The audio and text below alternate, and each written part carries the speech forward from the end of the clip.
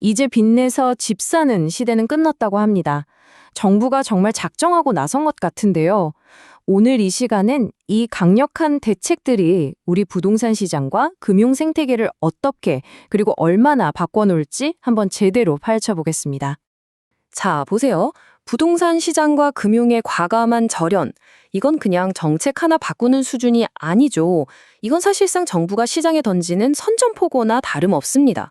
과연 이게 시장을 안정시키는 묘수가 될까요? 아니면 더 큰 혼란을 부르는 자충수가 될까요? 지금부터 그 속을 들여다보겠습니다. 그래서 가장 궁금한 게 바로 이겁니다. 이제 정말 대출 없이는 집 못 사는 건가? 우리 모두의 질문이죠. 이 답을 찾기 위해서요, 정부가 내놓은 새로운 규제들을 하나하나 뜯어볼 텐데요. 그 과정에서 한번 생각해 보시죠. 이게 과연 개인의 자유로운 선택과 책임을 존중하는 방식이 맞는지 말입니다. 자, 첫 번째입니다. 정부가 개인의 돈줄을 쥐기 위해 꺼내든 가장 강력한 카드, 바로 스트레스 DSR입니다. 이름부터 스트레스죠? 이게 뭐냐면 아주 간단하게 말해서 여러분이 빌릴 수 있는 돈의 액수를 그냥 인위적으로 팍 줄여버리겠다 이겁니다. 이 스트레스가 뭔지 알려면 일단 DSR이 뭔지부터 알아야겠죠? DSR, 총 부채 원리금 상환 비율. 말이 어렵지만 사실 간단해요. 내 연봉에서 1년 동안 갚아야 할 모든 대출 원금과 이자가 차지하는 비율입니다. 지금 은행권에서는 이게 40%를 넘으면 안 돼요. 사실 이것부터가 이미 시장에 대한 개입이라고 볼 수 있죠. 자, 그럼 스트레스는 뭘까요? 이게 바로 핵심인데요. 예전에는 지금 내가 내는 이자, 즉 실제 금리로 DSR을 계산했어요. 합리적이죠? 그런데 이제는요, 여기에다가 스트레스 금리라는 걸 덧붙입니다. 이게 뭐냐? 앞으로 금리가 이만큼 더 오를 수도 있으니 그걸 미리 가정해서 대출 한도를 계산해라 하고 정부가 은행에 강제하는 거예요. 아직 오지도 않은 미래의 금융위기를 끌어와서 현재의 대출을 막는, 어떻게 보면 좀 과도한 규제인 셈이죠. 이게 또 한 번에 확 들어간 게 아닙니다. 아주 계획적으로, 단계적으로 옥죄어 왔어요. 24년 2월 1단계로 은행 주담대에 25%를 적용하더니 9월에는 신용대출까지 포함해서 50%로 올리고, 그리고 내년 7월 3단계가 되면요, 모든 금융권의 모든 대출에 100%를 적용합니다. 이건 뭐 서서히 올가미를 조이는 것과 다를 바가 없죠. 그래서 이게 현실에서 우리한테 어떤 의미냐? 숫자로 보면 가장 확실합니다. 자, 여기 연봉 1억 원을 버는 사람이 있다고 쳐보죠.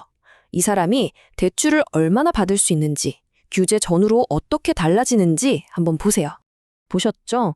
최종 3단계가 되면 무려 1억 200만 원이 줄어듭니다. 이게 핵심이에요. 내가 더 열심히 일해서 소득을 올린 것과는 상관없이 그냥 정부가 계산법 하나 바꿨다는 이유만으로 내 대출 가능성이 1억 넘게 증발해버리는 겁니다. 이건 개인의 경제적 자유를 심각하게 침해하는 거라고 볼 수밖에 없어요.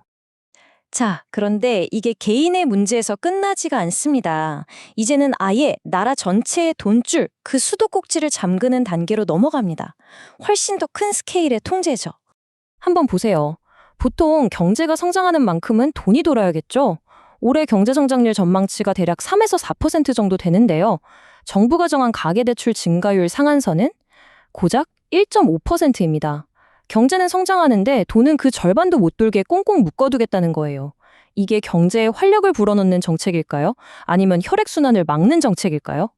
심지어 은행이 이 1.5%를 넘기면 페널티까지 줍니다. 내년에 대출 한도를 깎아버리겠다고 하니까 은행 입장에서는 어떻게 하겠어요? 당연히 몸을 사릴 수밖에 없죠. 대출 문턱은 하늘 높은 줄 모르고 올라갈 겁니다. 사실상 정부가 전국의 대출 수도꼭지를 그냥 꽉 잠가버리는 거예요. 돈이 돌아야 경제가 사는데 말이죠. 여기서 끝이 아닙니다. 이번엔 아예 다주택자라는 특정 그룹을 콕 집어서 사실상 재산권을 위협하는 수준의 거의 벌칙에 가까운 규제를 들고 나왔습니다. 내용은 아주 간단하고 또 강력합니다. 2주택 이상 가진 다주택자나 임대사업자가 수도권 같은 규제 지역에 집을 갖고 있으면 기존에 받았던 주택담보대출, 이거 만기 연장을 안 해주겠다는 겁니다. 2026년 4월부터요. 이건 그냥 대출 연장 받고 싶으면 집 팔아서 1주택자 되라는 거의 반강제적인 매도 압박이죠. 정부는 이 정책으로 한 1만 2천 채 정도가 시장에 풀릴 거라고 기대하는 모양입니다. 수도권 집값을 잡겠다는 의도겠죠. 근데요, 시장이 과연 그렇게 정부 뜻대로만 움직여 줄까요?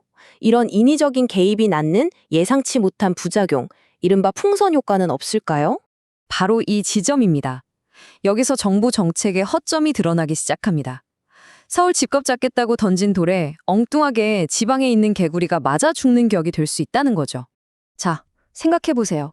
정부의 목표는 다주택자가 가진 서울집을 팔게 하는 겁니다. 그런데 여러분이 서울의 비싼 아파트 하나, 지방에 상대적으로 저렴한 집 하나를 가진 다주택자라고 해보죠. 대출 연장을 받으려면 하나를 팔아야 해요. 뭘 파시겠어요? 당연히 가치가 덜 나가는 지방집부터 팔아서 서울집을 지키려고 하겠죠. 이게 시장 참여자의 합리적인 선택입니다. 그러면 어떤 연쇄 반영이 일어나느냐? 서울 아파트 대출 만기가 왔는데 연장이 안 됩니다. 그럼 이 사람은 서울집을 지키려고 지방에 있는 집을 급매로 내놓겠죠. 이런 매물이 지방시장에 갑자기 쏟아져 나오면 어떻게 될까요? 그 지역 부동산 가격은 하락 압력을 받을 수밖에 없습니다. 결국 서울 안정시키려다 지방시장을 무너뜨리고 이게 국가 경제 전체의 불안으로 번질 수 있는 아주 위험한 시나리오가 만들어지는 겁니다. 자, 그럼 이 모든 새로운 규칙들, 이 인위적으로 만들어진 시장 환경 속에서 우리 개인들은 대체 어떤 선택을 해야 하는 걸까요? 이제 우리가 마주한 현실을 정리해보죠. 첫째, 내 소득이 얼마든 간에 빌릴 수 있는 돈 자체가 줄었습니다. 둘째, 나라 전체에 풀리는 돈의 양이 정해져 있어서 대출받기는 하늘의 별 따기가 될 겁니다. 셋째, 다주택자는 더 이상 빚으로 자산을 유지하기 힘들어졌습니다. 결론적으로 부동산과 대출의 연결고리를 정부가 아주 의도적으로 그리고 공격적으로 끊어내고 있는 겁니다. 예전의 방식은 이제 통하지 않습니다. 자, 그래서 마지막 질문입니다. 부동산 안정과 가계부채 억제라는 명분 아래 펼쳐지는 이 강력한 정책들, 과연 이게 정부가 의도한 성공을 거둘 수 있을까요? 아니면 시장의 자율성을 억압하고 경제의 활력을 앗아가면서 더 큰 부작용만 낳게 될까요? 그 선택의 결과는 결국 우리 모두가 감당해야 할 몫입니다. 오늘 내용은 여기까지입니다. 감사합니다.